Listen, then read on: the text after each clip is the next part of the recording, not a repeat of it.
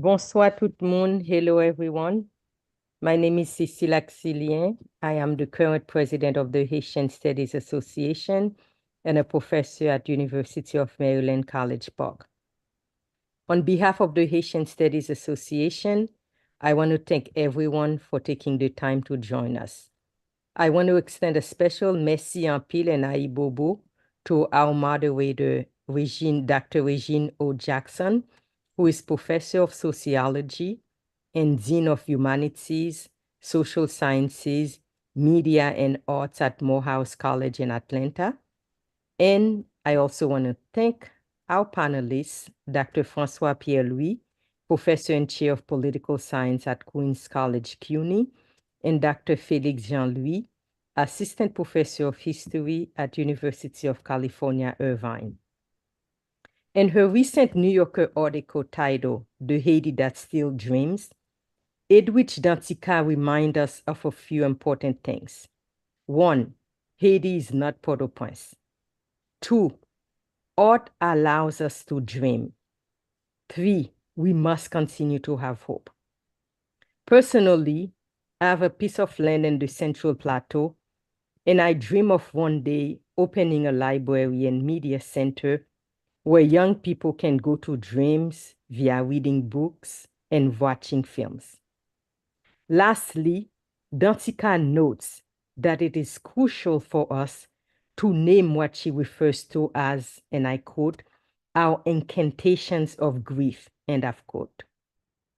In that regard, before handing the virtual mic to our moderator, Dr. Regine O. Jackson, I invite all of us to take 1 minute to pause and intentionally grieve as we think about our sisters, brothers, colleagues, cousins, grandmothers, friends who are living under siege in Haiti, but also in other places around the world, especially in the African continent, in countries such as Burkina Faso, Cameroon, Congo, and the Sudan, to name but a few, as well as countries in the Middle East.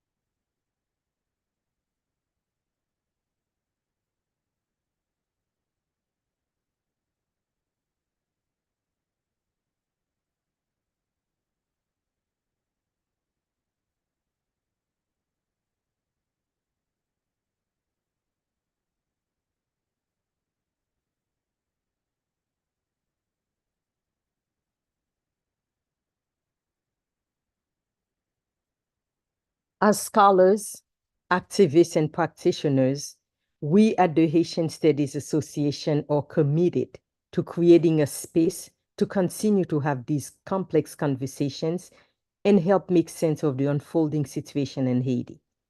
On May 20th, we will be having a webinar that especially considers the ways in which the women are coping with the horrendous, difficult situation.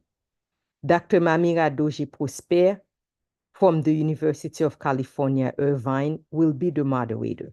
Stay tuned for more information. Please help me thank and welcome our moderator, Dean Regine O. Jackson.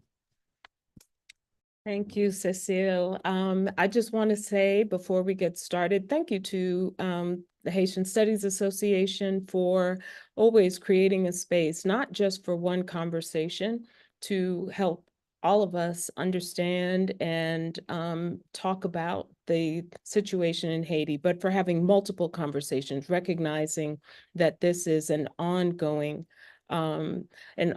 situation that demands our attention.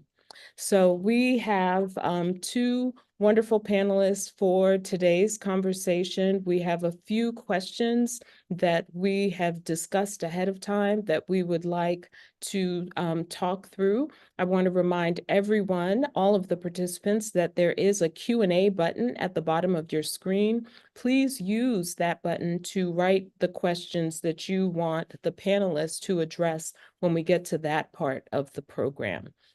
So I'd like to go ahead and jump right in to ask the panelists about this 9-member transitional presidential council that was just sworn in this past Thursday after Prime Minister Ariel Henry resigned. What can you tell us about the mandates of this 9-member council? You have one of us can answer. Yes, you can yeah. get us started. Absolutely.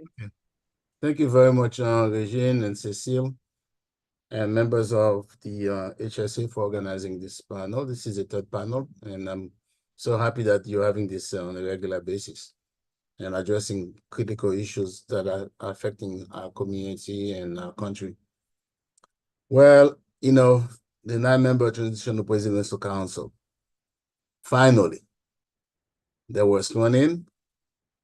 They had several meetings, and today they had the elections of the president of the council.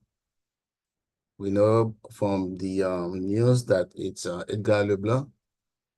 Edgar Leblanc was is the leader of OPL.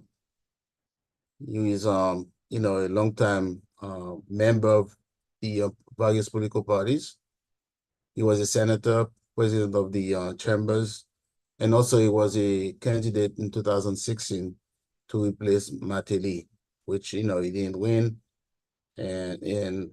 but however he kept mobilizing, organizing, staying in the fight.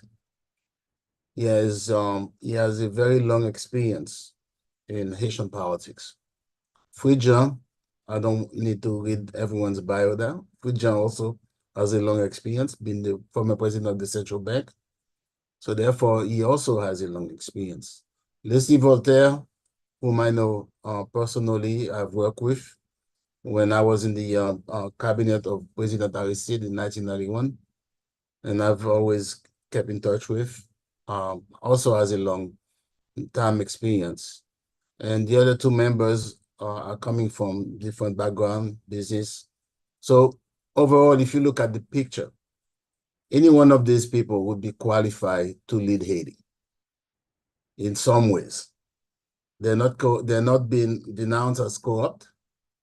They were not involved in previous governments that basically destroyed the country. And at the same time, I would say many of them, all of them are what they call patriots. People who deeply care about Haiti would like to see a change. Now, this is a tough job. Personally, I don't know who would take a job like this in a country that is totally devastated, where the expectations are beyond what anyone can imagine would be able to achieve within 2 years. First, you have a country that is totally broken down, that you have to redo the whole fabric of the country. Secondly, there's no money in the cash, in the accounts, in the banks. There is totally no money. The countries, because the customs have been closed for a long time, the ports have been closed, the airport has been closed. So you basically have no revenue, still revenue coming in on that level. And we know that because of the chaos in Haiti, nobody pays taxes. Nobody pays, real estate taxes, housing taxes on homes, or any other things that would bring money to the government, right? We also know that the international community is not going to give any money right now, because according to rules of the international community, the IMF, the World Bank, and all the other international institutions will not give money without a legitimate elected government.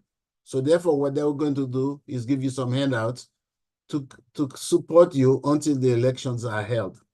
Meanwhile, you have this, expectation from the poor people, the organized groups, and also from the political parties. So to tell you the truth, with the insecurity in Haiti and the chaos, I commend those people who are willing to take that job, and I wish them well. So I'll stop here for the time being. Yeah, thank you for that, Francois. I think he touched on the unenviable position that these people are in.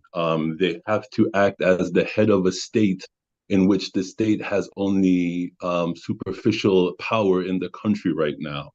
What they are tasked with is also an uphill battle, right? They are the ones who have to usher in the security of the state, the security of its citizens, which the Haitian state has not been able to do for quite some time now. They also have to imagine a situation where elections can be held and elections that are free and fair.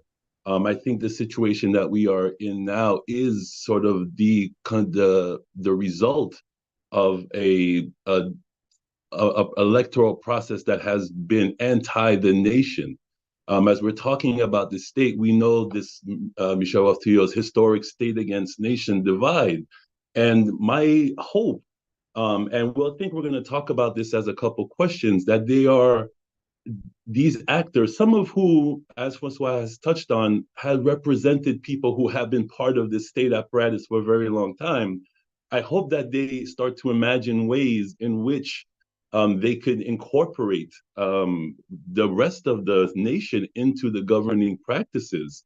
And again, as Francois said, a lot of these people have a history, and they're not really sort of, like he said, patriots, and they have not been too accused of issues. But at the same time, there's some people who represent and are connected to some of the governing bodies that have led us to this point, you know, and my reticence is to allow these people who have been sanctioned by foreign governments for their relationship to our current crisis into the discussions of how to get out of this crisis. So this is my only concern with them in this task. I think I have an additional concern that I'd love to hear the panelists talk a little bit about. And the new interim Prime Minister, Michel Patrick Boisvert, referred to the Transitional Presidential Council as a quote unquote Haitian solution, right? And how are we, I really want to understand better, right, what is meant by, or what you think is meant by this idea of a Haitian solution. Does the council represent that? Is that a fair characterization? Felix, you want to go first, or you want? Okay. Well, this is not a Haitian solution. I'm sorry to say that. The Montana group had a Haitian solution 3 years ago, and they mobilized the population, they educated the diaspora, they went around. Monique Kleska, whom I had a chance to meet and invited to various webinars, went around the world to explain the Haitian solution. And the State Department, the US State Department, clamped it down. They kept forcing the Montana group to open up, to keep talking, to open up, until finally there was no such thing as a Haitian solution. In fact, what just took place today, one could not say totally it was a Haitian solution, because the way the decisions was made to elect LeBlanc, Edgar LeBlanc, Free John, who represented the Montana group, was kept out.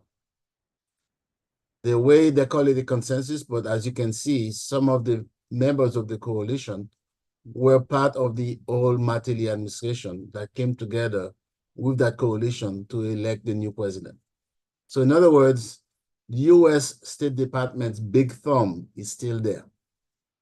And to me, the biggest issue we've been confronting since, I would say, US occupation, is the idea of letting Haitians decide the future of their own country.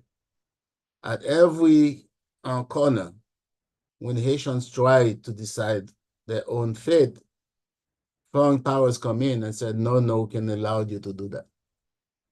and they find very different ways. I mean, Felix is the historian here. I don't want to take his job and talk for him. But can you imagine 2004, the Haitians were going to celebrate their 200th anniversary independence, and then France came in, mobilized all these so-called Haitian intellectuals in Haiti who protested and fought against having Haiti celebrate its 200th anniversary. So you always have in Haiti a series of individuals who are supposed to be the intellectuals, the guardians of Haiti's, integrity. They're the ones who go around and undermine it. Today, what we are seeing here, I'm not going to call it a Haitian-led solution. I'm going to see it's the best of all the alternatives we could have had, short of having U.S. boots, the Marine boots, on the ground, physically like they did in 2004. So we have to be, with a clear eye, look at this process and say, okay, out of the worst conditions they've given us, what can we as Haitians do to get out of this dilemma? So, but with a clear eye and be aware that we are not going to decide things on our own. Yeah, I definitely want to echo Francois's point that the big thumb is still in the picture. And I kind of alluded to this in my response to the first question, but the PHTK elephant is in the room, and this is the direct result of 10, 13 years of a PHTK rule. And we have people who are connected to that who are leading this council, right? So then we know PHTK has no political legitimacy in the country, right? And have won no elections, have stolen nothing but elections. And to see this continued influence is worrisome at the very least, on that. I think, again, like Francois said, I think this was an imposed solution. I think, though, that the constituency of the council does reflect a little bit of a wide swath of the Haitian political community. We have Petite Dessalines who are involved, and they were not part of the Montana Accord. I think this is a welcome voice. I think there are other welcome voices. But again, we have to see who the real power in this collection of people. I think that you can trot out a group of some of the usual suspects, some of the people who are tied to other regimes. And we have to, again, take this wait and see approach. Obviously, I'm a little bit of a cynic, as a lot of historians will be, and so I only foresee that the state is not going to be operating in the best interests of the country. I hope that I'm wrong, but I think that this is what I foretell. Regine, let me add something. It's okay to be blaming the outsiders, right, for interfering in Haitian politics. But at the same time, we have to look at ourselves in the mirror also to see what are we doing wrong. Look at it, Regine. There is no organized political party in the country. People change parties as they're changing their shirt or their clothes, right? There is no program. All these names you are hearing of political parties, they don't have any means to impose any kind of policy. There is no vision. So right now you take 9 people, you bring them into the room, right? And they said, okay, guys, I need you to get together to work right now for the sake of the nation, but with different competing agendas, right? With no program, no clear way, and no connection. Most of them, the majority of them have lost their connections with the population. So it's not only Dr. Jean-Louis is going to be, who's, not optimistic. The population in Haiti is very cynical about what's happening now. And they're going to say, okay, let's wait and see, because a lot of these people have been around the block already, and we've seen what has happened. And some of them had power in the past. They were at the helm of power at the assembly, at the presidency, in different ways. So we've seen the results. So therefore, we want to have a new beginning, but we cannot have a new beginning without a political program, without a vision, and without a clear pathway to say this is how we're going to take it. Historically in Haiti, I can say, for all the disclosure purposes, I've been in various governments in Haiti at different levels, right? There is one of the biggest challenges you have in Haiti is that people don't have any patience to build up something. It's always a rush. It's always like, if I'm not catching that bus, there will never be another bus. So therefore, the power is there. I better catch it now. Because when you ask that person, why are you catching it now? But they cannot give you an idea. They say, oh, the lamb, it's there, I take it. So I think this is the dilemma we are facing right now. And I'm hoping for the best. I'm an eternal optimist. However, we have to be clear-eyed to see what is in front of us. And until we build up the grassroots at the bottom level to go up, we're going to face a dilemma that we are in today. So first of all, let me ask a question. I mean, we were talking before we went live about Fritz Belizer. Do you think that this is an attempt to sort of bridge this connection to the people of Port-au-Prince by taking this figure who is not an outsider, but I don't think he has the sort of history that all these other people have in his role? Do you think that this is an attempt? Or also, and of course, all of this is unfolding as we are talking, right? And in reading on what went into the deliberations on this, do you think that it's also a mark that potentially there is going to be a practice of deliberation, compromise, and exchange? Well, in all disclosure also, I spoke to Maurice right after Fritz Belizer, Maurice Jean-Charles right after Fritz Belizer was chosen. And he told me it was a compromise that he had to make. Interestingly, Maurice, of all the politicians there, he is the one who's calling the shots, right? So therefore, he is able not only to make the compromise to get, the president in, but also to get the prime minister. So the real power behind all of this is probably Maurice Jean-Charles. The fact of the matter is that he has some following at the grassroots level. Or the problem with the politics in Haiti, right, is that people are afraid of the people. The minute you have some grassroots following, people believe in you, the elite is afraid of you. The middle class is afraid of you. Now, Fritz Belizer has some following.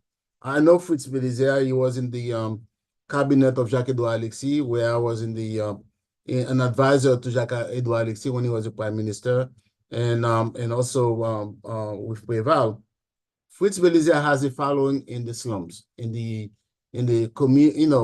places where they're called pays perdus. He has some followers there. So is that going to be like a compromise that was made, that if they're going to win over the gang, some of the popular organizations, they probably need someone who's connected to them for some reasons. Being the former Prime Minister of Sports and Youth, so he must have had some connections. Now, can he use that in this situation now? I don't know. Will he be allowed to use it? And will he become really the prime minister? We don't know yet. He is presumed, I'm still saying, he's presumed being prime minister, because I don't know what kind of deal that was done. And the fact of the matter right now, Felix, the biggest loser is the Montana group in this context here. I don't know about that, Francois, because when I think about the composition of the panel, right? Regine Abraham is the only woman on the nine-member council, and she doesn't have voting power.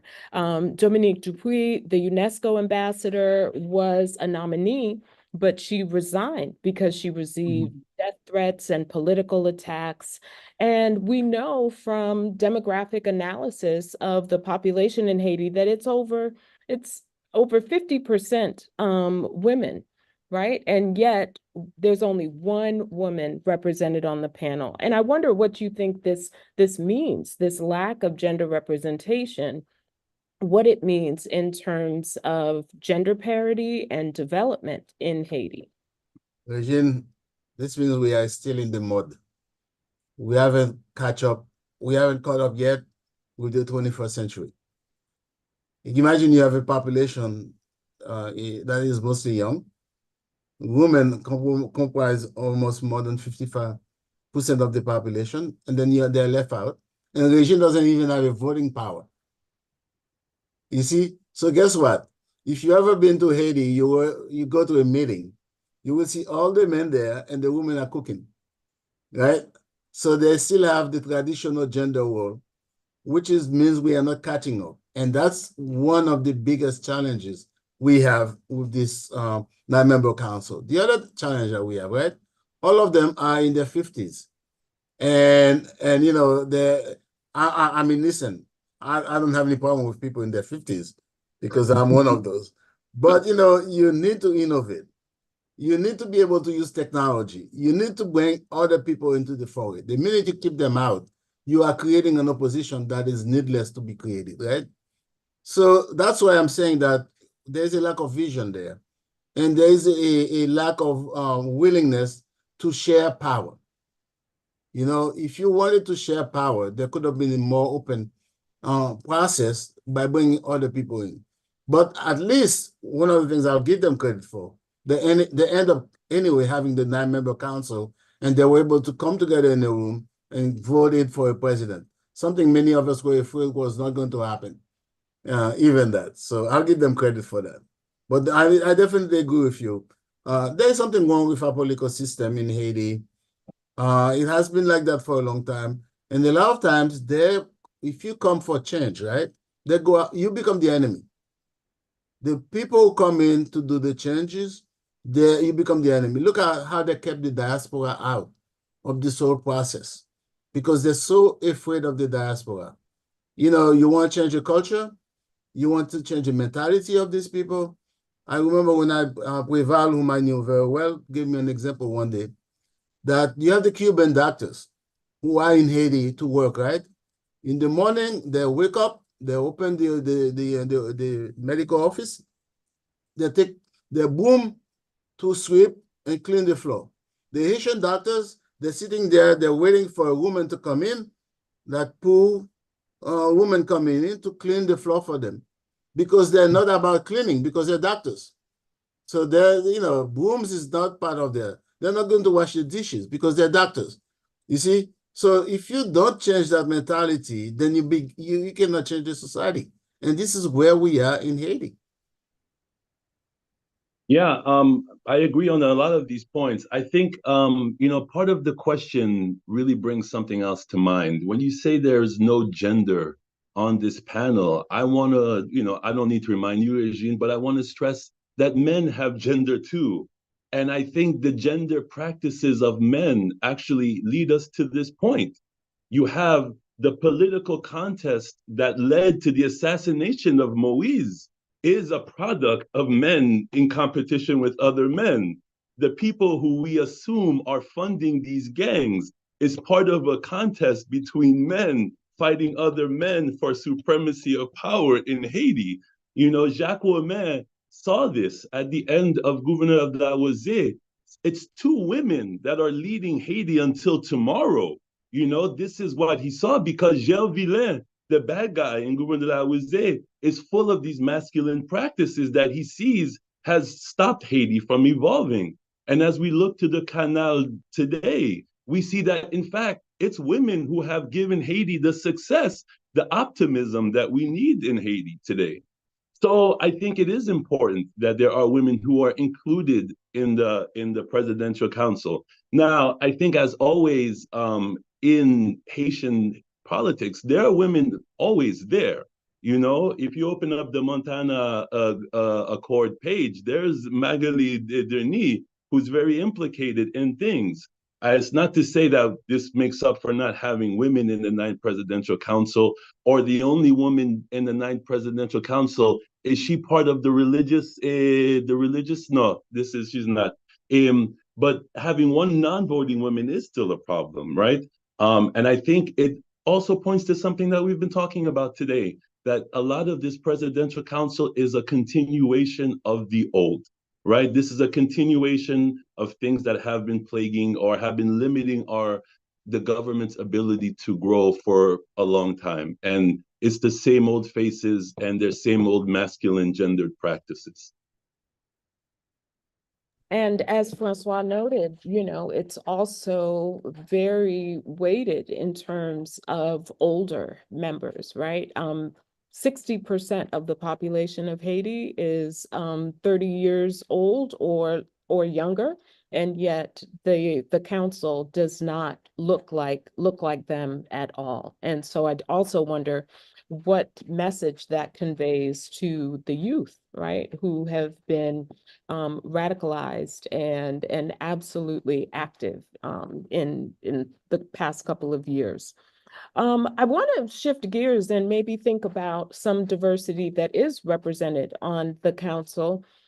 And that is all of the political parties, right? We've got Petit Dessalines, Famille Lavala, we've got the Montana group represented, the January 30th collective, to name a few, right? Do you think they'll be able to work together? Do you think they'll be able to come to some priorities as a 9-member council? Let's pray and hope so. I mean, maybe today shows that there is something that is willing to can be worked out. Like Francois said, who knows what has been offered in order to get whatever. But it seems to be that something has happened where people were able to get on the same page. I am not necessarily a fan of all of these parties at the table, right? They have brought us to this point. I think this needs to be clear, and this is, I think, why the youth has been kept off. I think there are organizations that are there that, in fact, are critical of some of the people on the council and that some of the people behind the council as well. And this is why this voice has been silenced. And so we cannot imagine a new Haiti without this voice implicated directly. So when elections are organized, who's going to choose the candidates? Who is going to say who are the legitimate state-sanctioned candidates, right? You have these 9 parties. Famille Lavalas has been there. Famille Lavalas is always there. Petit Dessalines is always there. Maybe they have a bigger voice now because they have a little bit more power. But I'm also worried about January 30 having a regaining power. Did they exchange today for a larger voice in the elections? You know, especially people who should be barred from elections. Personally, for me. So I think all of this is what we have to watch that unfolds. I think everybody at the table is there, like as a historian, like when Pétion and Dessalines finally came to an agreement and said the situation today with Leclerc and Rochambeau necessitates 2 people who don't agree on anything to agree on something today. And where Haiti is today necessitates people who would never sit down together before to sit down together and mettez tête ensemble, Jean aurait dit. But what comes out of it is the thing that is worrisome. That's a lot of these voices are repeating or working for the international. That gives them legitimacy. You know, we have to take that into consideration as well. But something needs to happen. And if this is the first step in something happening, you know, I think it's important. I think if Fritz Belizer has this connection with the perp, and the perp, the gangs connected to the perp, if he can bridge something, then I think we also need to bring the gangs to the table. I think that this is the most powerful force in Port-au-Prince, and this needs to be recognized. They have shut the country down. I don't think we would ever, I mean, I know these are not the people who we want to be talking to, but nonetheless, it's a force. And you can call the Kenyans, you can call the Americans, you can call whomever, but without bringing these people to the table, whether it's the gangs or not, Haiti will be in the same cycle until the next round pops up. You know, I agree with you, Felix, that we can bring the gangs together, but we have to make sure that we are clear in terms of what do we mean by bringing the gangs together. Préval, when he was president, was able to bring the gangs together, but also was able to separate the criminals from the young people who got in there because they have no alternatives. Right now, the way the situation is in Haiti, there has to be, we cannot be in a situation where no one is punished for all these crimes and the mayhem that has been created. The gang leaders, those who have committed atrocities, and there have been people that are homes that have, raped women, violated other people's, stole people's businesses, kidnapping. They cannot be mixed with those young people who had no hope, no perspective, and sometimes they were forced to join the gang. It was either joining the gang or lose their lives, right? So the government has to be clear about that. And in order to do that, you have to create jobs. One of the things that I heard Voltaire talk about, and that has been going for a long time, how about a civilian corps of just like a group of young people that the government can take in, train, send them out to do volunteer services in different parts of the country, reforestation, road improvements, helping with agriculture, literature, engage the youth in a very productive way, and at the same time, give them training that can help them eventually. What Preval did when he was working with the gangs was that he separated those who were hardened criminals that was very hard to restructure again or retrain from those that were innocent who joined, and he provided them some businesses. He provided them some trade. They opened up restaurants, they opened up trade shops. They had some money to do some business, and some of them decided to leave the gangs. But if you just come in and you only listen to the gang leaders who want now to be part of the government, then we're going to be in a very difficult situation, and it won't be able to happen because they have the guns. And as you know also, there was no process in the past to ask people to redeem their guns, buy back guns, right? You give them money and they buy the guns. What they did is that they buried their guns in their homes, waiting for the next thing to happen or to be hired by the next leader in order to be used as the executor of different criminal mischiefs. So therefore, I think there has to be a policy. I don't know whether the 9-member Presidential Council can come with a policy, but at least there have to be some people thinking about that and try to implement it, not after the elections, but in the next 2 years, so that you can have a decent and fair elections. As you mentioned, Felix, about the people that have been accused of corruption and money laundering and crime, the US has sanctions on them, right? But until now, the sanctions have not been implemented. So you still have impunity going around. We would like to see that these people that have been sanctioned, those sanctions are effective. The UN sanctions that were taken. In other words, do you try these people? Do you bring them outside of the country to have the trial if you cannot handle it right now in Haiti? Do you seize their assets so that they know they have been punished? There has to be some concrete measures so that people can see this government is serious about it. If they don't do that, then it will become a joke, right? Other things that I think that's very important also. There has to be some transparency. What the government is going to do, open up some discussions about public policy and have other people participate in the process, and also be truthful, tell the truth.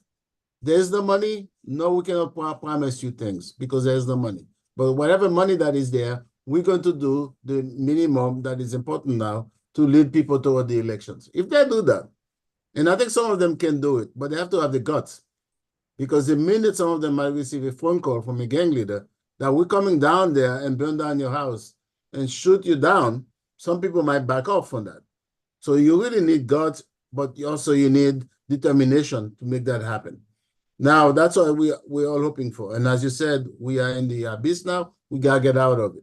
And I hope everything that was on the table before can be reconsidered because new situation asks for new measures.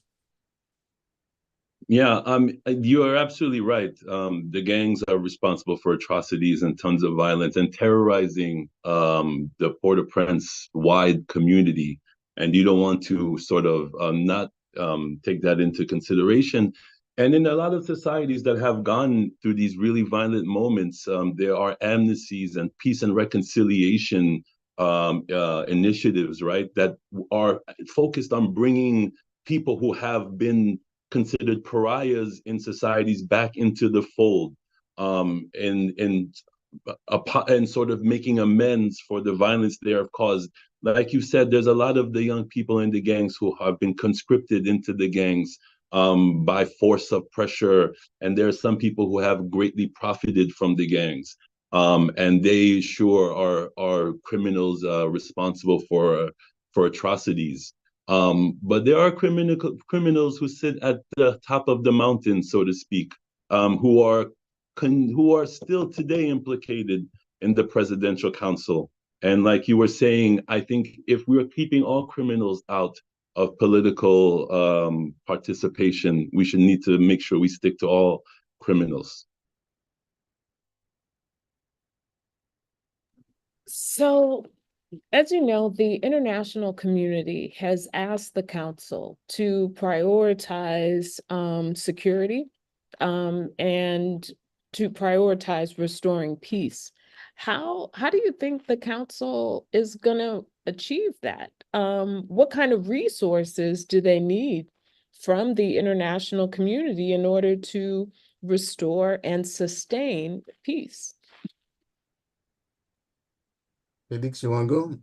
I'm different. Well, I mean, there's a lot here. So I think, like Francois was saying, to sustain peace, it needs to, in fact, address the population that has been kept out of society, of Haitian education, society, and jobs, right? And especially, we have this sort of 100-year process of urbanization of the Haitian population, which directly leads to this, right? To this moment. And so, like Francois was saying, initiatives that take people outside of the country. But again, this is sort of when people talk about the unfinished revolution, we have the unfinished revolution, like Jacques Casimir has been saying, the descendants of the Bossal Haïtien has never been welcomed into the fold of the state.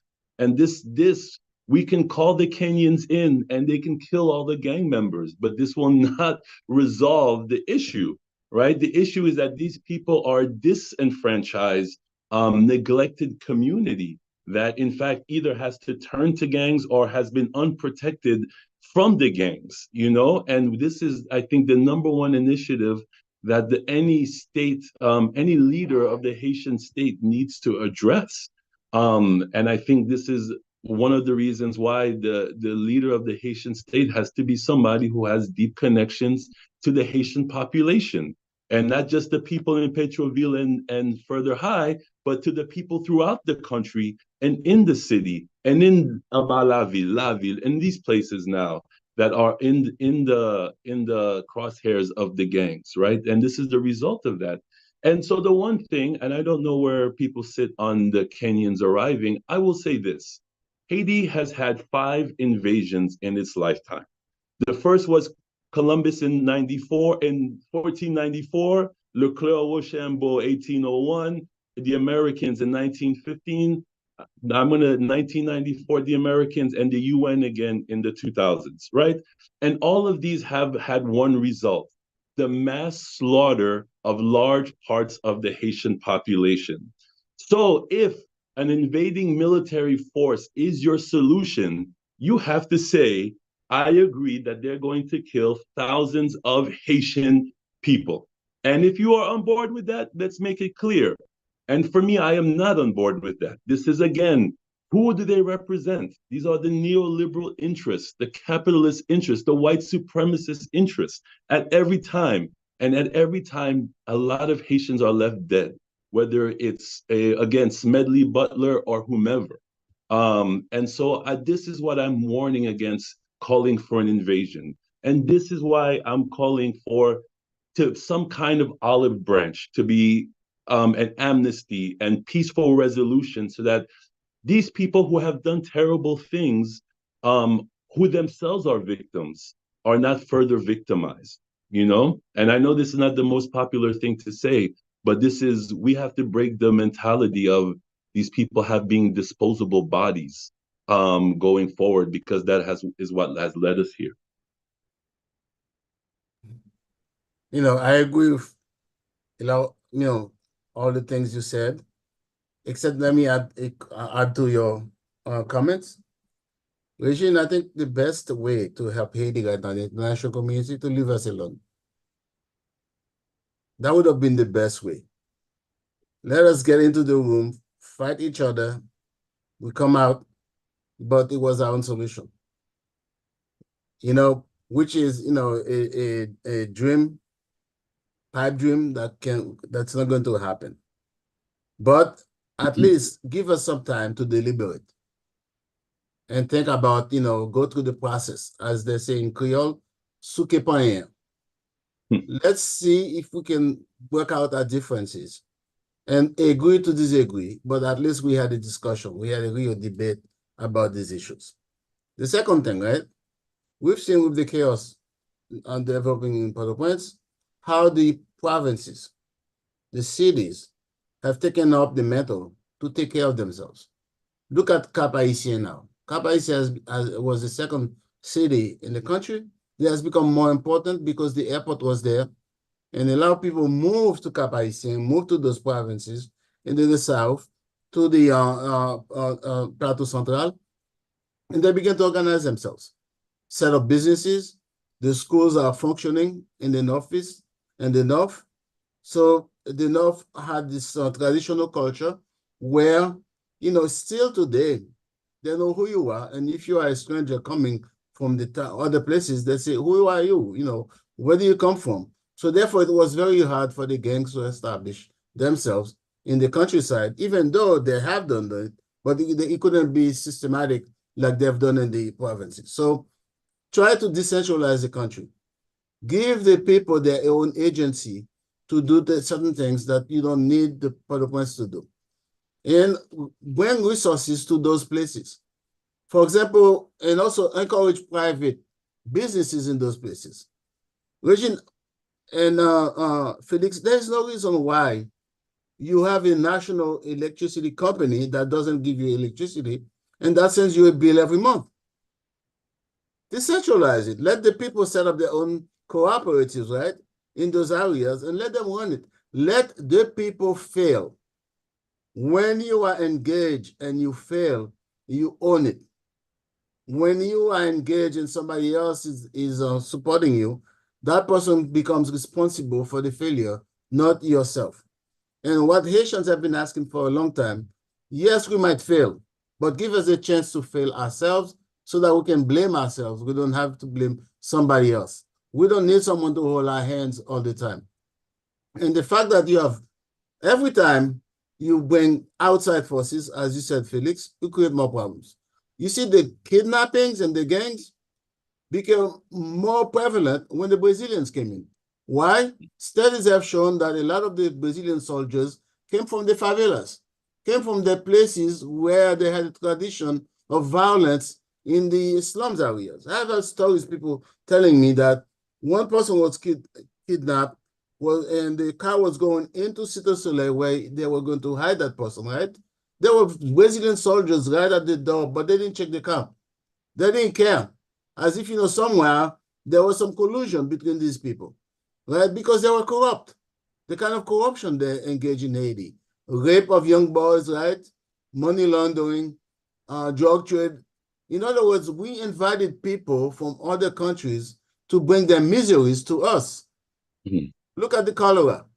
Haiti never had cholera. And then we bring in the Nepalese next day. And I was talking to someone, I was in Haiti at that time, and I was talking to a UN representative.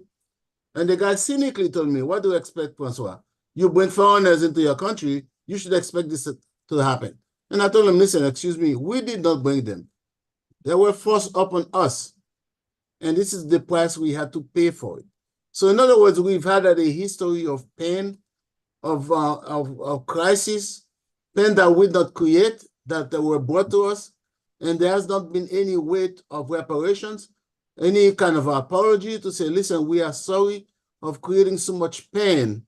There has never been another group in the world who has suffered so much like Haiti just because he wants to be Haiti. You know? So therefore, I would say, first, leave us alone. Let us work our things out. We need you. We need the foreigners. We need the technology. We need the support. When you are giving us money, don't take the most corrupt people to give money to. instead of taking people that are honest. Historically in Haiti, I've studied Haiti for a while now. A lot of times, the people that they like are the people that are corrupt. The people who will not say no to them. So, and I always say to the State Department that they have a playbook that they created during the Cold War under Duvalier. They have not changed that playbook. That's why they were afraid of the Montana group. The Montana group, they could not control the Montana the way they wanted to. So therefore, we don't want the Montana. You come in, any one of us in this space would come in and say, listen, you guys have one solution. We don't like it. Let's work out another thing. They would say, oh, how dare you telling us, our solution is not good because we are experts, right? We know the best for you. So therefore, try for a while to leave us alone, to let us manage our elections, to send resources to the provinces, support them, and also the last thing I would say, now, the judicial system. Judges are corrupt in Haiti. Everybody knows that. People spend years in jail without being tried, right? Because they cannot pay the 1,000 good or 2,000 good to a judge or to a police officer. Why don't they arrest those judges? And we knew them. They don't. Because the system itself maintains it, because that's how it controls everything. And by the way, this is a judicial system that the foreign powers spend millions of dollars on to train the lawyers after 1991, to train the judges, and they become more corrupt. There's a joke in Haiti. I work a lot in Haiti. I was the representing CUNY and rebuilding the universities in Haiti. And every university wanted to establish a law school. And I sat on the dissertation on defense of many of those lawyers. When I read the papers and I said, oh my God, we're creating another monster. Because, first, they're not trained. Secondly, even when you talk to them, they know that they're coming here. They want to be a judge because that's where they can make the money with impunity, right? So therefore, we have to rethink that. And we have to set examples. A lot of time, a lot of the judges we have now today are so corrupt that if you don't do that, you're not going to have any peace. So internally, we need to clean the house, right?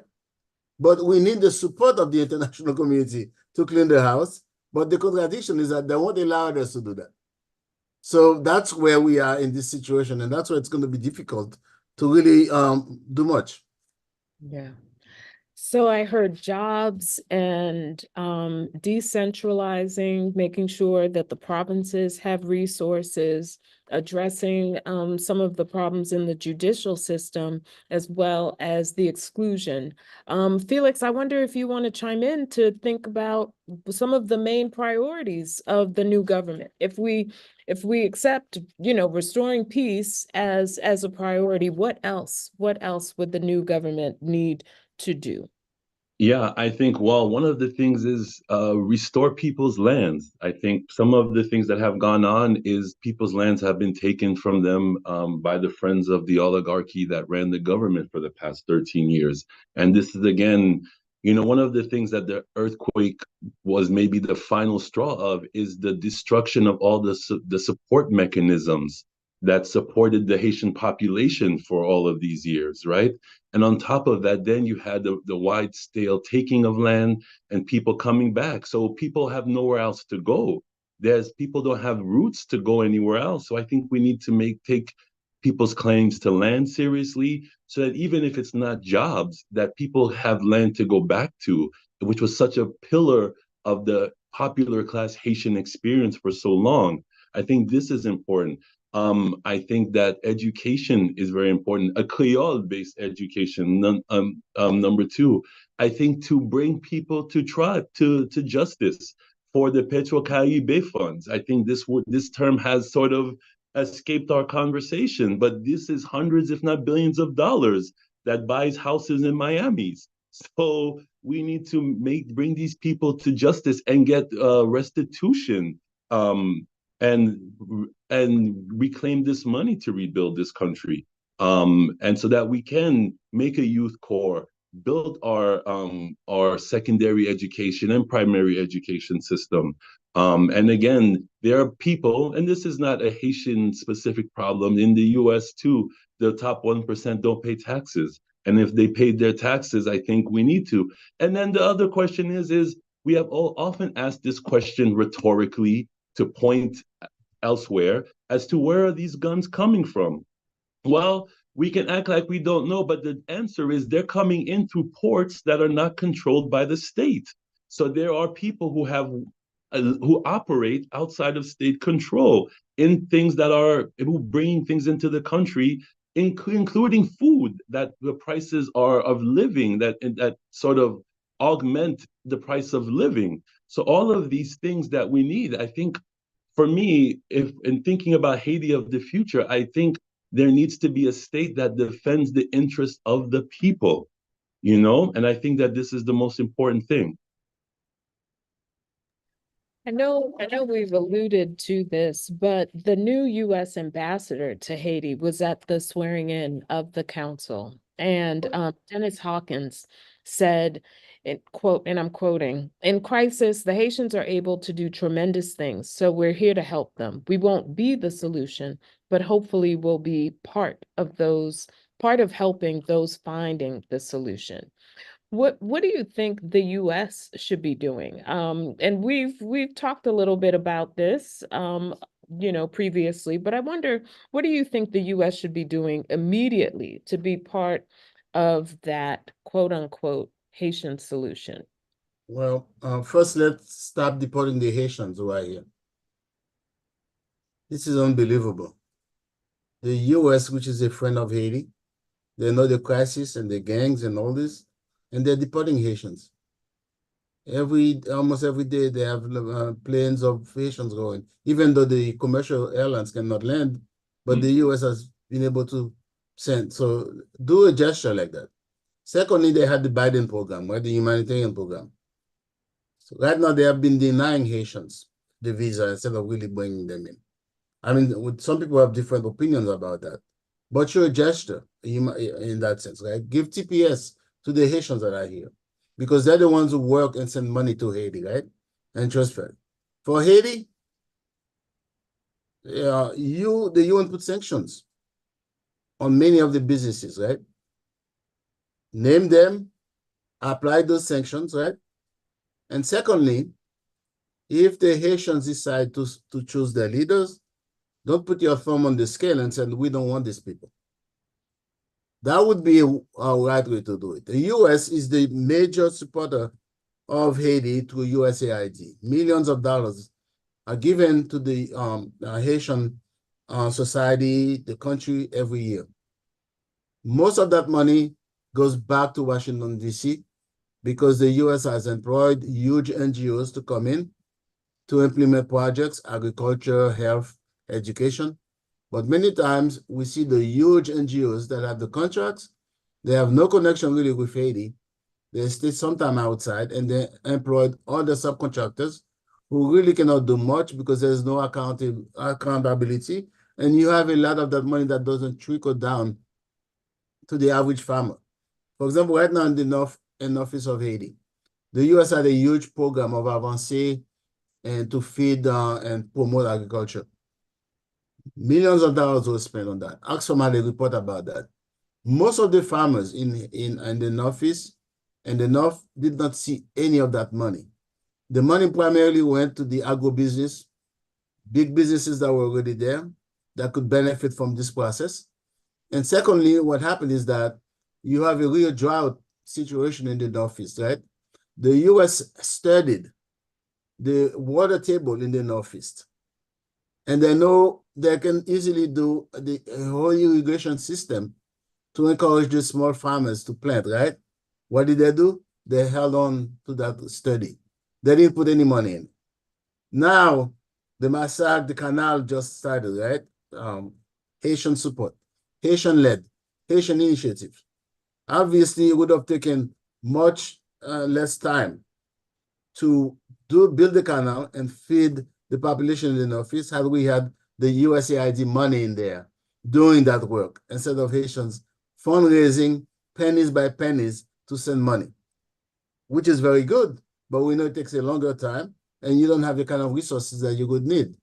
So in other words, do the walk, not the talk, to show that you really care. And that can be changed overnight. There are certain symbolic aspects that the US can do, right? That you can say, okay, the US means business. The first thing, redirect the money from USAID and from other institutions directly to the Haitian state. That's the other thing, Regine, we don't know. The US government doesn't give money to the Haitian government. The US government provides money to the NGOs who then implement the policies in conjunction with the US government. So therefore, if I am today want to work in Haiti and I'm an expert, it's not worth it to work for the US or for the Haitian government. I would rather work for some sponsored project by the US government. First, I get paid better. Secondly, I don't have to deal with all the bureaucracy of the government. And third, if I know I work for the US government, I feel like I'm more protected than the Haitian government. So in other words, you undermine the state. Having experts, qualified people to work for the state, you bring some prestige to the state. So instead of having, I don't want to blame the whole Haitian administration, but usually a lot of the people you find in the Haitian administration today are people who cannot find NGO jobs or people who are really committed to the state and they have taken a vow of poverty in the interest of the Haitian government. But that's all right. All the NGO people that are experts, and they are very good experts, they should be working for the state, and they should get the salary of the NGOs instead of giving the NGOs that money. In 2008, Jacques-Edouard Alexis was the prime minister, and I was in his cabinet. I traveled with him to Washington, D.C., to meet with USAID, Condoleezza Rice, and all these people, right? Before Jacques-Edouard Alexis left Haiti, the U.S. ambassador in Haiti came to see Jacques-Edouard Alexis, Janet Sanderson. And she said to Jacques-Edouard Alexis, let me tell you, when you are going to Washington, don't raise the idea of having the government controlling the NGOs. That would be a bad idea. And Jacques-Edouard, the rebel that he is, I was there, I was sitting next to Jacques-Edouard when we met with the director of the USAID. The first thing that he raised was that we need the state need to have control over the NGOs. And some of us said, okay, there you go, Jacques-Edouard. You come back, they're going to overthrow you. And guess what? Within 2 months, Jacques-Edouard was overthrown. Jacques-Edouard was gone because he touched the third rail. The third rail is that you don't question US policy in Haiti. You dare to question it, they get rid of you. And unfortunately, there are enough people in Haiti at that time in parliament who would be willing to get rid of Jacques-Edouard because he touched the third rail, which was a very nationalistic position that they didn't like. And the reason that also he didn't become president is because he was pushing nationalist policies that people did not like, and primarily the foreign powers.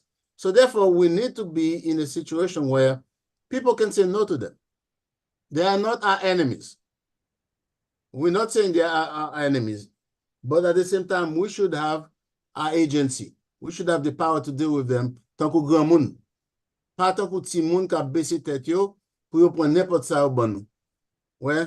So therefore, I think it's a complicated thing, but you need leaders to do that. You need leaders who can say no. And unfortunately, we've lost that touch in a long time in Haiti, and we need to rebuild that. Yeah, and for me, I would say forgive neoliberal debt. I think release Haiti from its neoliberal obligations. There's a group called Awazam that has a song that goes Me pas doué.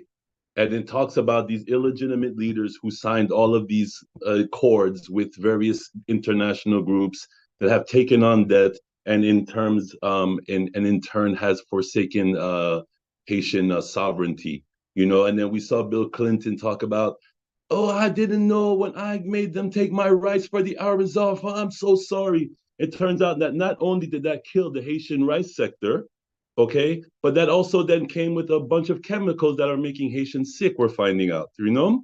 And so I think this is the start to release Haiti from these impositions, because these impositions, it's not the thumb on the scale, has been the gun to the head.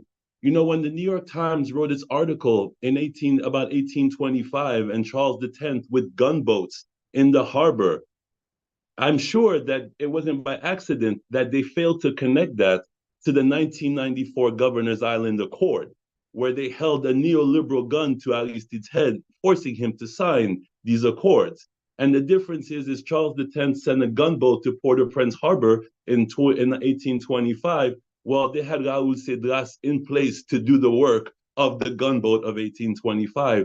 And since then, administration after administration has signed what seems to be needed by Haitians, but is actually a continuation, again, of the century of US occupation. And this has been the model. You accept our loans, you accept our products, you accept our goods. If you don't, like Estime, and you pay off the loans, we'll depose you and we'll send somebody else. If you come to power and you don't think you're going to play that game, we'll overthrow you. And so this has been part of the playbook. And I think first and foremost, to show any goodwill that we would accept US aid, US help, is to sort of forgive these loans and these impositions. You know, I mean, sorry to add, Michel Martelly said, I have secured Haitian food sovereignty when he signed the contract for Vietnamese rice. You okay? This is not food sovereignty. This is food dependency. Because as soon as the price goes up in Haiti too. The moment there's a problem, the food doesn't come in. And we know that the rates don't go up in Haiti. Since 2008, here in the United States, price of everything has gone through the roof. And here in the United States, we're complaining that the price of living has gone up faster than we make our incomes, okay? So this is triple, 100 times the fact in Haiti. So Haitians need to be able to grow their own rice, grow their own products so that they can feed themselves. And this is part of the need to get people out of Port-au-Prince where they can have a real life as well. And this is a sector. Haitians, I know we're in a world of development and industry is a marker of development, but having an agricultural society means that you can feed yourself. And if you can't feed yourself, you're not a upaumun, you know? And this is exactly where Haiti lives. Gang members are conscripted because part of joining the gang means you're gonna eat, you know? Them belly full, but they're hungry, you know? And these are stark things.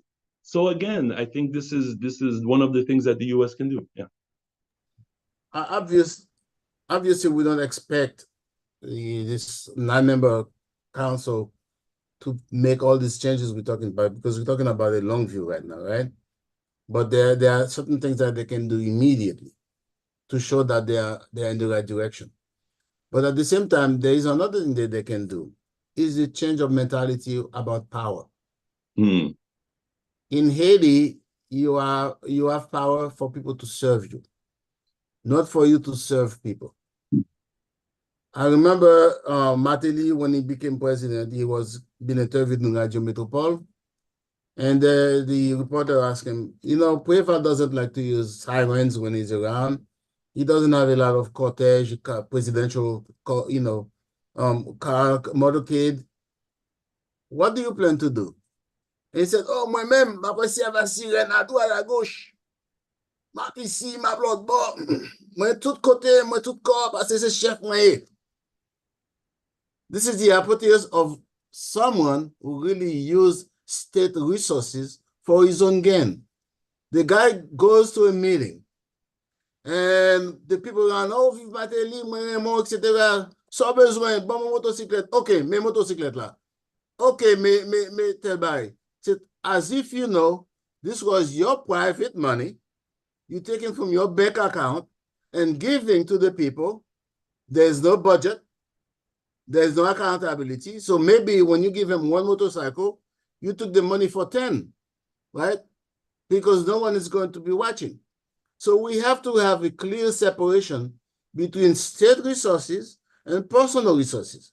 And I think the Council of Presidents the first thing they can start by showing that they mean business, first, they have to say how much they're going to get paid monthly. What are the expenses on the monthly expenses? Are they going to motorcade and 20, 30 policemen for every council or president? Are they going to get allowances for a second home? Every elected official in Haiti, from the mayor, elected representative, from deputy, from the province, to the senator, to the ministers, they all had allowances for a second home. And usually some of them pocketed the money, but they didn't really live in the second home.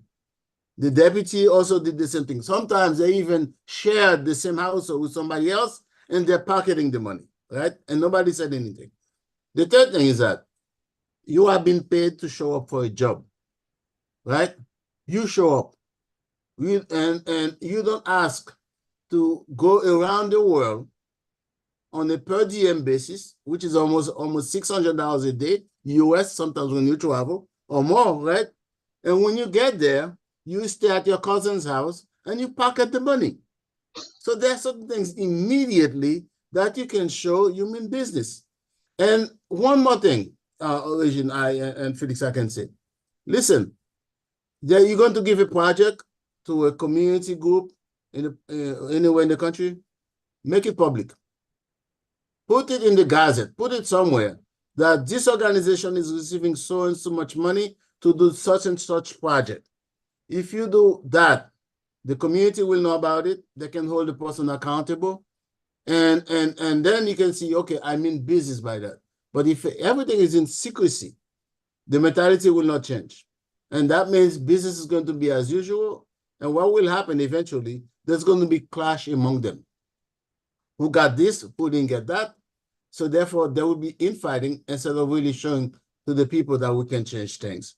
So I'm hoping that, they really mean business by making things transparent and be as, realistic as possible in sharing the information with other people and the population. Agreed. I think the transparency is important so that we don't have the government funds to be personal funds. But I wanted to say the one thing, Francois suggested that I was saying things on the long run. I really think Haitians should hold Biden's feet to the fire. Do you think he's going to win Michigan with all those Middle Eastern people there thinking about how it's going on in the Middle East? I think he's lost that state. I think that Florida is a state that we can, as Haitians, can say, we need you to do something for us. For me, again, it's pushing the forgiveness of the neoliberal packages. This is something that Biden can do, that Biden can start pushing through, that can start this discussion. There are material things that will alleviate Haiti. Because, part of my research, I'm seeing that irrespective of si pour by legitime coup d'etat, the one thing that they have to do is account for paying the French debt. And then one of the things that the Haitian government has to do is pay these debts that non-elected officials have signed us to. This is a critical thing. These are illegitimate governments that have hoisted upon us neoliberal loans. Or even in the case where there was a legitimate government, it was overthrown by agents of the US in order for it to come back into power and forced to sign the neoliberal package. This is what has led us to this position. All you have to do is study the good, the price of the good, and to see how neoliberalism has affected the ability of Haitians to live. Because at one point, 5 goods for every $1. Now, oh my God, it changes day by day, So I think these are the things that we can do, that the Biden administration, if it's looking for re-election, can do to get Haitians on board. I want to shift to some of the questions from the participants, folks who are here in the audience. And one question that's in the Q&A box. So everyone, if you can put your questions in the Q&A box. I'm also looking at the chat. I'm trying to also look at the YouTube live stream to see if there are questions there.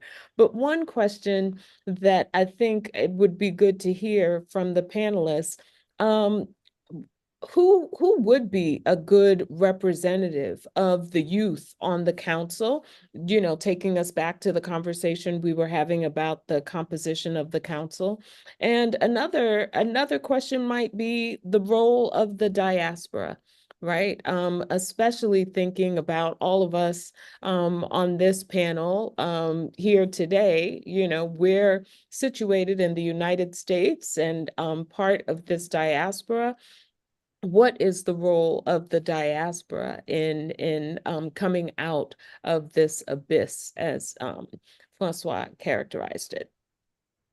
You know, Regine, remember nous pas dormi, côté Kobla? This was initiated by a lot of young people. Where are they? Where are they in this conversation? Some of them had to flee Haiti. A lot of them are in the diaspora. I've met some of them in New York, or others are in other parts of the world because they were threatened, right? So how come that we're not talking? They're not being included, and they're young, and they were visionary.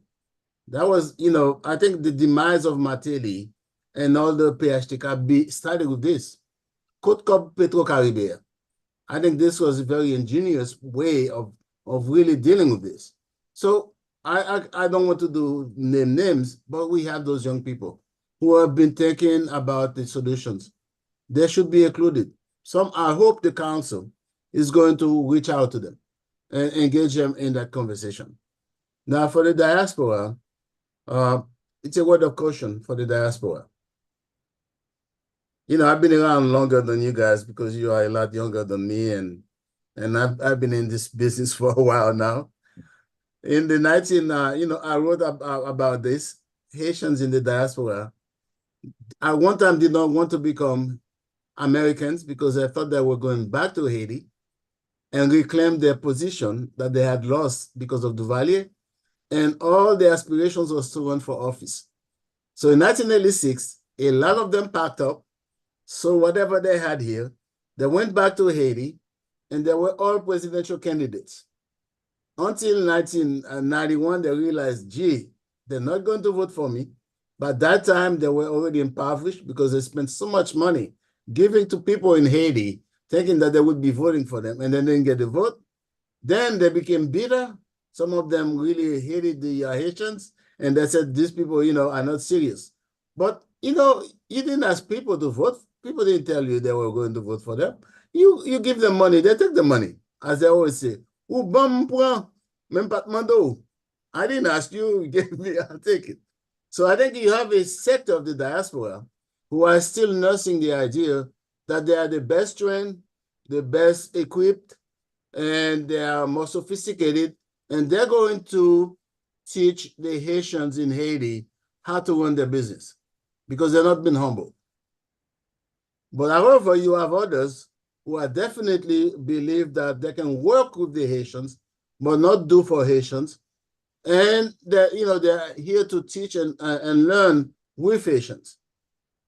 The minute that the Ariel Henry resigned, you had hundreds of organizations that pop up in the diaspora, trying to meet with public officials everywhere, taking pictures everywhere, so that they can be in a better bargaining position with whatever government is going to come up.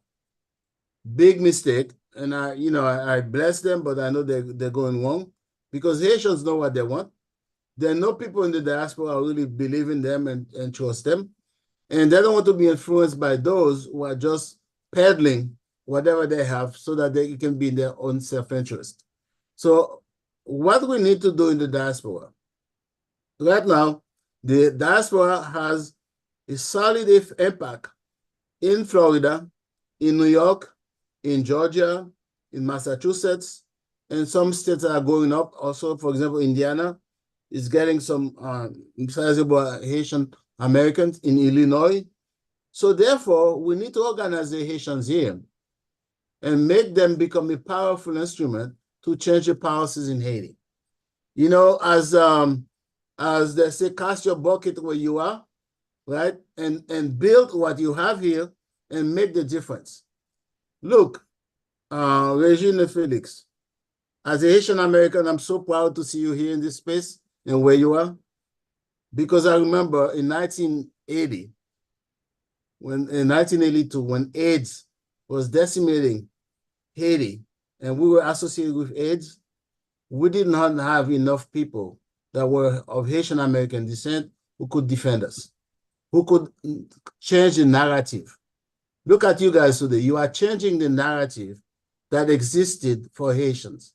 Something that really make me so proud, because before that, we were the ones advocating. They thought we were crazy. Whatever we wanted to do in the US, we had to go and ask somebody else, please, go see Jesse Jackson. Please advocate for us. Go see Reverend Al Sharpton. Please advocate for us. Or Major Owens or Conyers. But we did not have elected officials. Today, we have elected officials at the local level and national level to Miami, right? We didn't have intellectuals like you guys. We're writing the narrative on Haiti, right? Today, we have that. So therefore, why don't we have to build on that and use our initiatives, our energy to reinforce that. If the diaspora becomes a respected group, then it can make changes in Haiti. So if people in the diaspora want to go to Haiti, go ahead. But if you can be very effective where you are right now, I would rather say, okay, stay here and advocate for Haitians who cannot change the laws, who cannot advocate to stop the guns from going into Haiti or to change USAID policy. But if you can do that now and change the narrative about Haitians and who we are, many times, as one of the Coralin who used to say, Haiti is the only country that has a last name. Every time they wrote about Haiti, it's the poorest country of the Western Hemisphere. As if we are from another planet. We're not, we didn't create. We were the emancipators of everybody else. They don't want that to be included in what we do. So I think today we have the space. We have this highly educated generation, and it's growing every day. That diaspora should connect with Haiti and be the best they can be where they are so that they can support the Haitian people. We're going to need that support. Haiti is going to need that support. We have decimated our young youth. The education system is in shambles, right? Right now, they no longer recognize diplomas from Haiti, from anywhere. The medical school was one of the highly respected schools in Haiti. They no longer respect that diploma outside of Haiti, right? You have issues of the technology. We need people to bring in and change the technology. You also need to bring new knowledge. The reason we have this mentality in Haiti is because we are still using a 19th century educational system, not looking at the changes that have taken place in the outside world. So therefore, the diaspora can be a big engine, a super engine, a rocket to make those changes happen in Haiti. And that's what I would say to the diaspora. Change the narrative, mobilize where you are, and make sure that you keep Haiti in your heart. Yeah, I think most of what I will say, what I want to say, echoes what Francois was saying. To let you know, Francois, I was part of the contingent as a young person that crossed the Brooklyn Bridge to protest the characterization of Haitians, and this is why in my bio I say I'm a Haitianist by birth.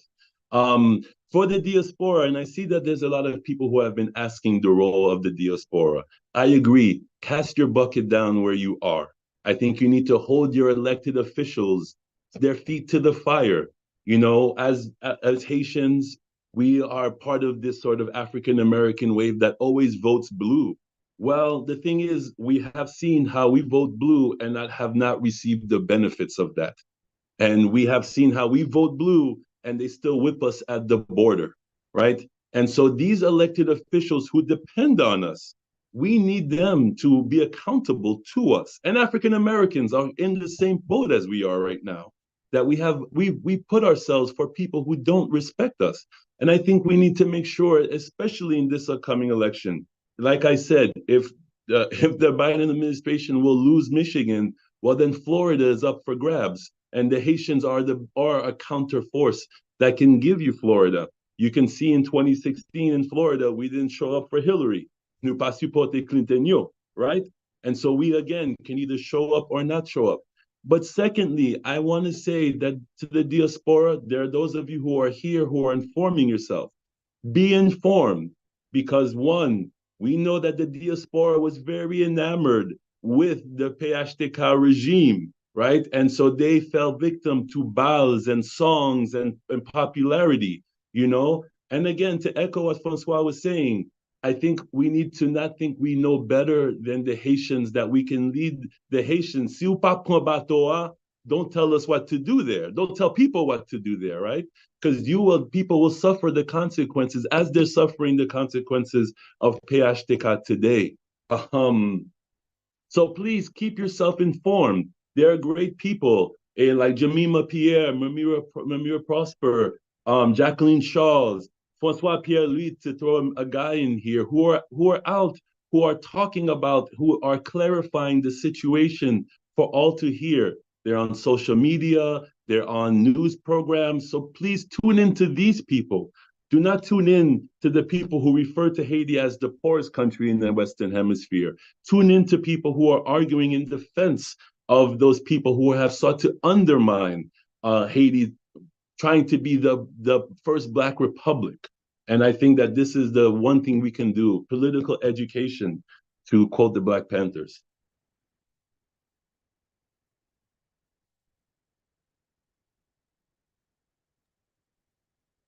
I think we've addressed many of the questions in the chat, either directly or indirectly. There is one that I think we should try to spend some time on for the benefit of the variety of people who are tuned in today.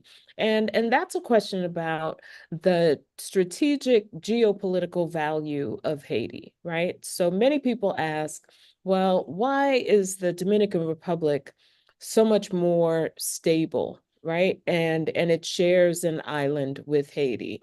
And why is it we're constantly seeing this dichotomy, right? This comparison between Haiti and the Dominican Republic. And I wonder if you can say a little bit about that relationship, and also why Dominican Republic is sometimes held up as more stable than Haiti.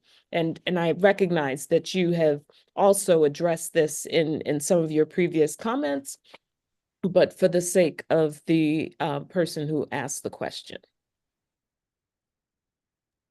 Well, first, Felix can say more about that. In the 1950s, Haiti wasn't a parity with the Dominican Republic, right? In fact, the Dominicans came to Haiti, they saw, they copied, and then they went back and organized their own society. We did something that was very unpatriotic, the fact that of selling the Haitians' labor to the Dominican Republic during the whole period of the Bataille. In that case, because of the greed of the Duvalier regime, we compromised our integrity, our values, and also who we are. The minute that the government can sell your labor, that means you as a person, as a citizen of that country, you're not worth much. So therefore, they can trade you anytime. And this is what happened in the case of the Dominican Republic of and Haiti. And secondly, the Dominican Republic, I've been in the Dominican Republic for many times since the 1980s. I visited the Batailles. I have friends there. I work with a lot of people there.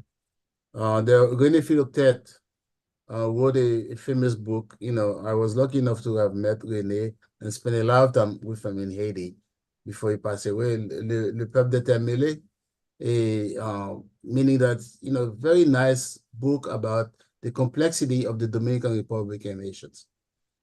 I'm talking to you, my grandfather was Dominican, right? A Dominican Haitian who left the Dominican Republic after the massacre, 1937, and moved to Haiti.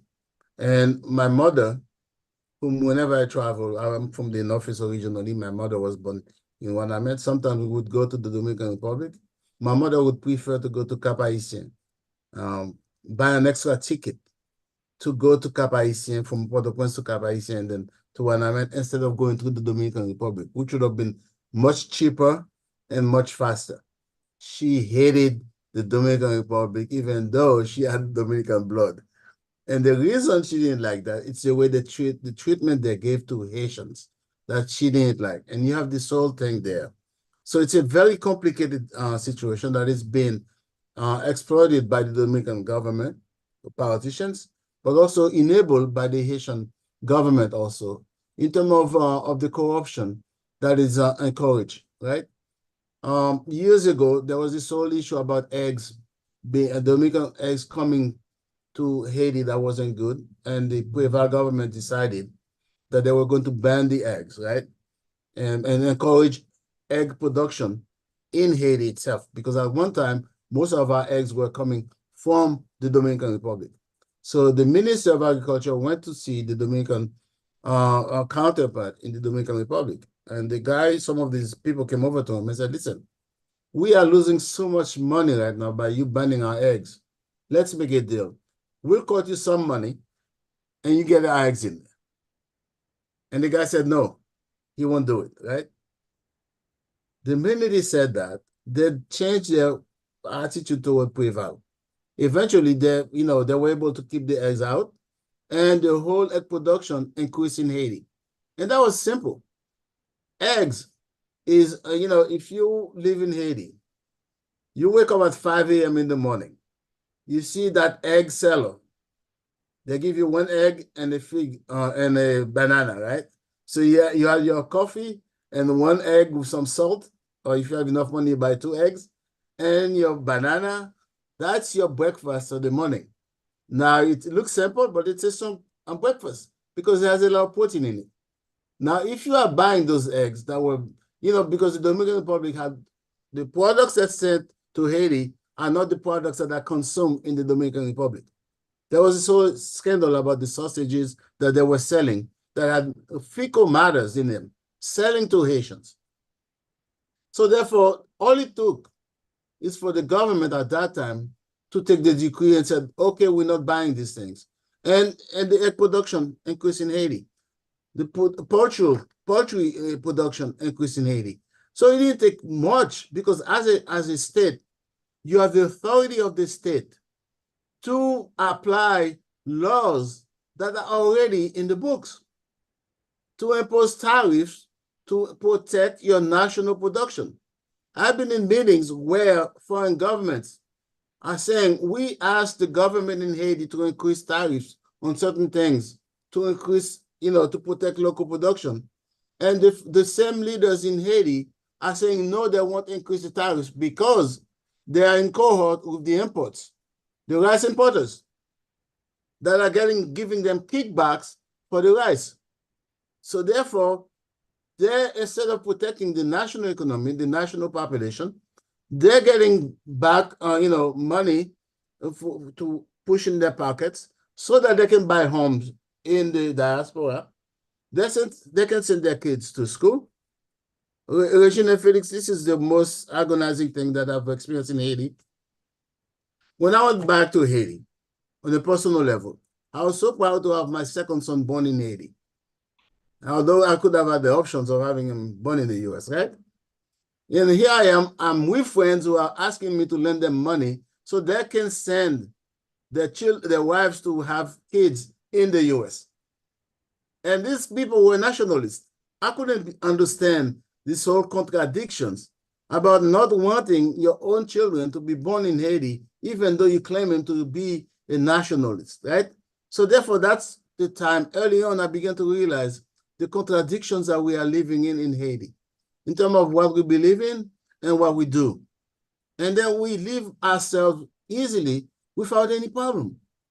There has to be a way where you say, listen, I cannot be encouraging nationalism, and my own family, I'm sending them out.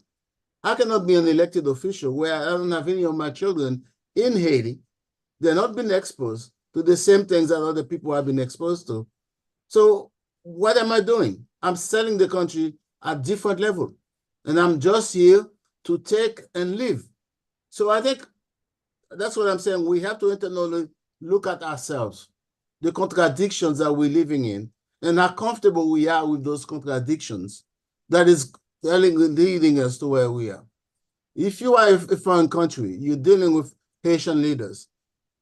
The fact of the matter, you know more about them than they know about themselves, because you've done all your homework, you've done all the intelligence on them, and then you're seeing this guy giving you a speech, and in reality, you're looking at his bank account, and you're wondering how come you live and you have so much money on a salary of 60,000 good a month? Where does that money come from? So therefore, they won't respect you. But if they knew that you're living with your means, not above your means, then you can be respected. And when you talk, they can take you seriously. So therefore, we need to look at ourselves. And the Dominicans know that very well. They know we are corrupt. They don't mind buying us. That's why we really need new mentality, new leadership. And I hope the Council of Presidents is going to be the beginning of a new process of renewal, that new leadership will come in and change the situation. And the Dominicans know that full well. And they're happy right now that we're a consumer society. And they can dump all our garbage on us and preventing us from, look what they did with the canal, how they disrespected us because we want to claim our own authority. Which to me, the interesting thing is they don't realize with Haitians. Haitians will be very docile and peaceful as long as they realize you're not attacking their integrity. The minute you do that, that will bring them together, even if emotionally for a while. But that will galvanize them. And that's what happened with the canal. And I hope that this is not going to be something that is only passive and not stay for a long time. I hope this can be the foundation of a new society, which, I'm hoping for, and hopefully that will happen. Yeah, so I want to there's not much I can add to that, except that we have to, again, focus on the complicity of the oligarchy and their intermarriage with the Dominican oligarchy, right? So who owns the supermarkets? There are a few people who own the supermarkets. So if they made a decision, if they're in their nationalist mindset, made the decision to only sell Haitian products, this would fuel our national production. Again, we're not always able to grow things per neoliberal regulations, right? And so these are some of the things that would unfold. And I think in terms of why one country is more stable than the other, I think that there are people who benefit off Haitian instability.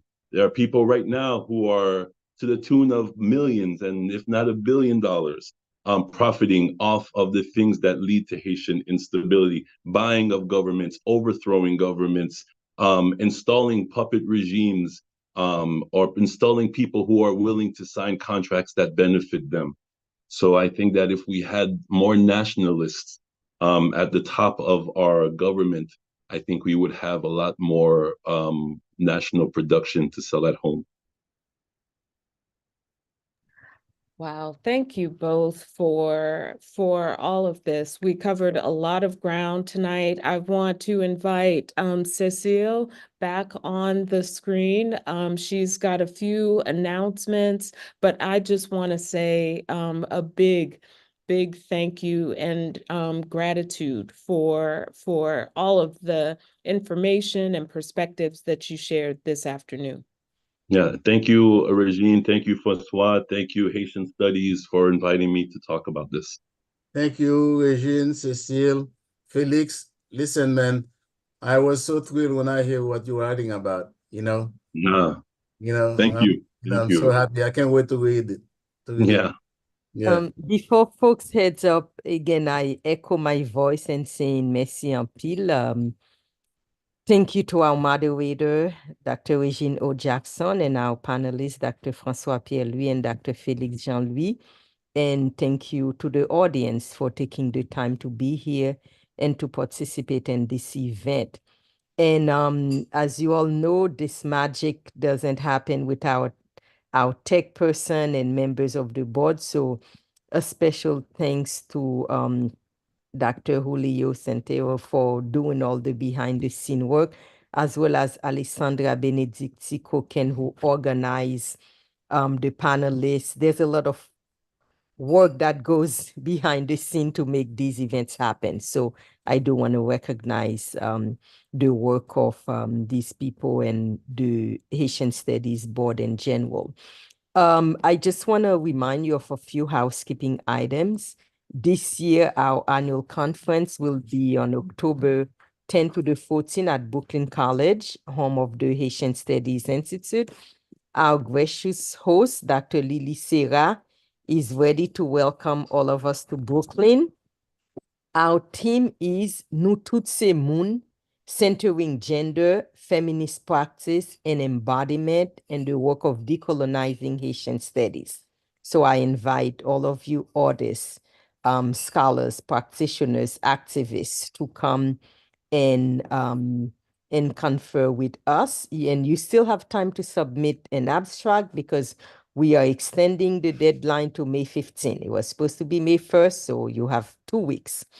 This will be a Brasserie Day to come at Brooklyn College and Brasserie Day brainstorm with us.